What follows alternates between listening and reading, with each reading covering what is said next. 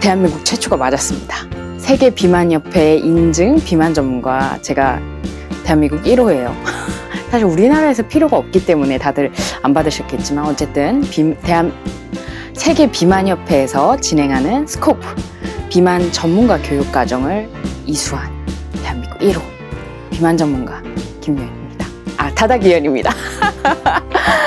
근데 사실 이 이야기를 왜 하냐면 제가 이번에 새로운 걸 좀 진행을 좀 해보려고 해요. 뭐냐면 지금까지는 의사 입장에서 주로 얘기를 했다면 반대로 환자의 입장에서 의사들에게 사실 하고 싶은 얘기들이 좀 있어요. 저희가 비만인으로서 진료를 받게 되면 겪는 다양한 일들, 그에 대해서 조금 비만 환자의 입장에서 어떻게 비만 환자들에게 대화를 할 것인가에 대한 영상을 좀 찍어보려고. 지금까지 사실 그거에 대해서 계속 얘기하고 싶었지만 내가 뭐라고 라는 생각을 했지만 일단 가정의학과 전문의가 되었고, 그리고 대한민국 1호잖아요? 사실 이 스코프 교육과정에서 환자들과 어떻게 대화를 할 것인지도 굉장히 상당히 큰 부분을 차지하고 있는데, 상대적으로 우리나라는 그런 쪽에 그 비중이 높지 않아요. 그래서 그냥 제가 해보려고요. 비만 환자들에게 어떻게 대화를 해야 되는지, 저에게 어떻게 대화를 하기를 바라는지, 어떤 부분이 좀 더 중요할지에 대해서 얘기를 해보고 싶습니다.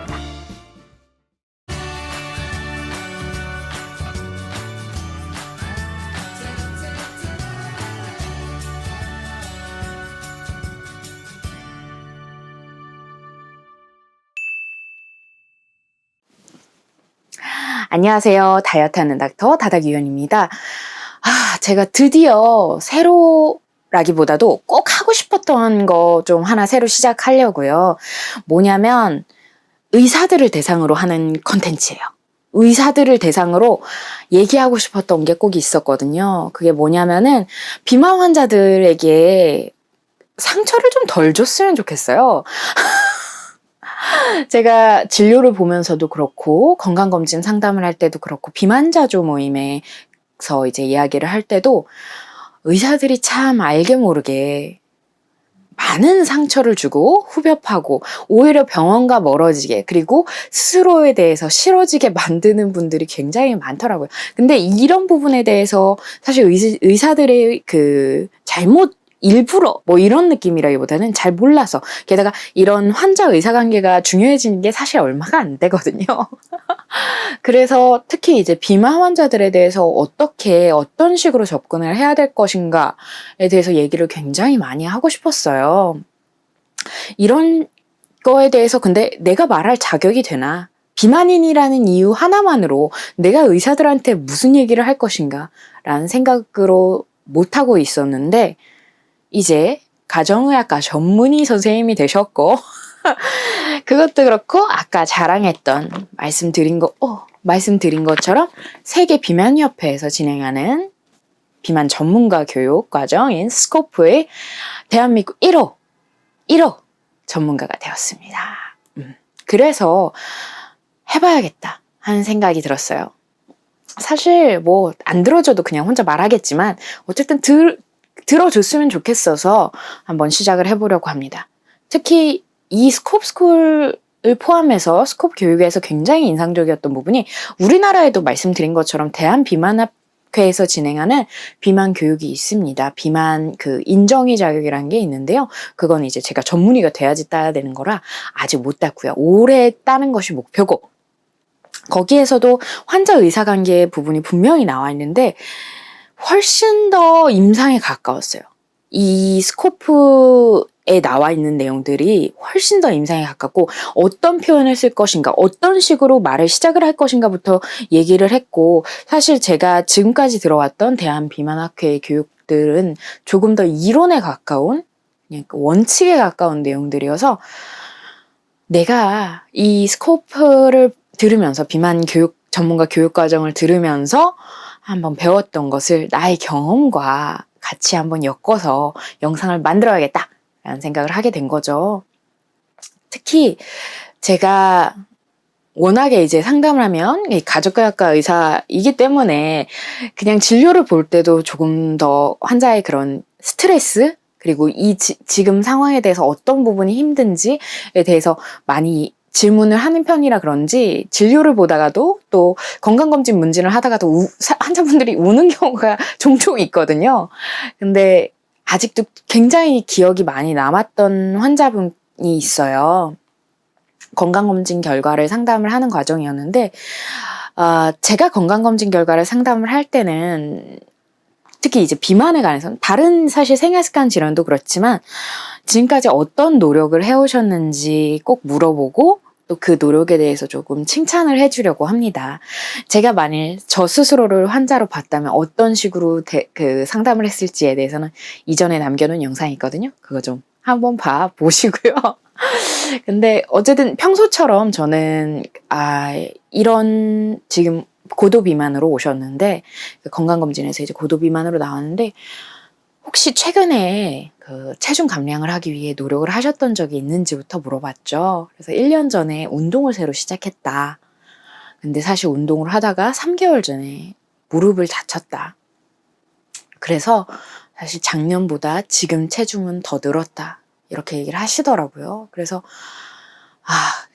정말 힘드셨겠다고. 그리고 일단 1년 전에 운동을 시작하기로 결심을 해서 무려 9개월이나 지속해 오신 거 정말 잘하신 거라고, 대단하신 거라고 얘기를 하면서 지금은 무릎이 아프시고 또 아무래도 나이가 들어가면서는 운동이라든 것도 좀 조절이 필요하다라는 이야기를 하면서 정말 열심히 해오셨고 이제 또 다른 방향으로 조금씩 노력을 하실 텐데 어쨌든 대단하시다 말씀을 드렸더니 갑자기 펑펑 울기 시작하시는 거예요. 막 우시더니 자기가 지금 거의 평생을 고도 비만으로 살아왔는데 의사에게 칭찬받아 본 적이 지금 처음이라고 얘기를 하시더라고요. 처음으로 의사한테 칭찬을 받아봤고 또 가장 최근에 그 3개월 전에 바로 가시진 않았고 아마 2개월 전에 자기가 무릎이 너무 아파서 정형외과에 갔다가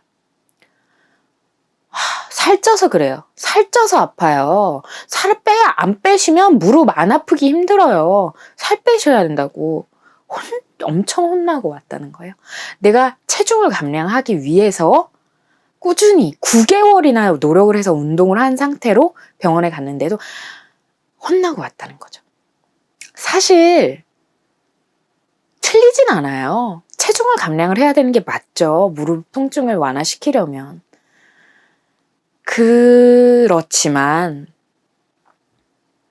9개월 노력한 사람에게 그 얘기부터 나오는 건 좀 아닌 것 같다고 저는 생각을 하거든요. 아무래도 요즘에 또 이제 가정의학과 그 총론 공부하고 또 가정의학과의 그 실기 시험 연습을 하고 그래서 그런지 일단 안타까움을 표시하는 게 먼저가 아니었을까 싶어요. 사실 아마 이게 비만을 진료하는 의사들은 이런 부분에 대해서 다 알지만 비만을 진료하지 않는 의사들이 비만을 마주할 일도 굉장히 많거든요. 그래서 그런 것 같아요. 그런 분들이 제 영상을 볼 가능성은 높지 않지만 그래도 꼭 한번 이렇게 차근차근 이야기를 좀 하고 싶었습니다. 그래서 이건 그냥 프리뷰 영상에 불과해요. 왜 제가 그런 콘텐츠를 시작을 하게 됐는지. 사실 말씀드린 것처럼 비만 진료 이미 잘하고 계시는 분들